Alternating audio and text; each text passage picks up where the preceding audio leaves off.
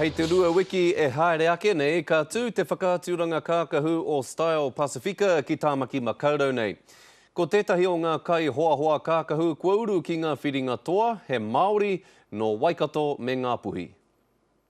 He whatu haere I ōna pukena hoa hoa kākahu kia kitea e te ao. Yeah, it's really busy. Good busy. Happy busy. Ka whakaaturia tōna korowai hau ki konei I tēnei tau. Ko ia tētahi kua uru ki ngā kai hoa hoa te kauno Aotearoa, ka whakaatu I ōna kākahu ki te motu. Enari e haraia I te tauhau, I te tau 2008 ko ia I whakawhiwhia ki te taona matua mō tēnei whakaaturana te āria. The winner of the Supreme Award, Westfield Style Pacifica 2008, is Kiri Nathan.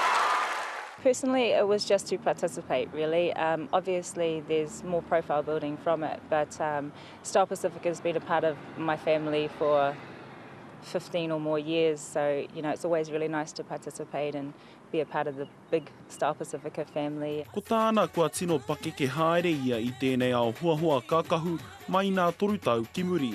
I tauonga he mahi nahau noi ho tēnei, enari kua rereke tērā I aia nei. From 2008 to 2011, we've basically got the business structure together, launched the label officially, and we've been building the profile for the last year.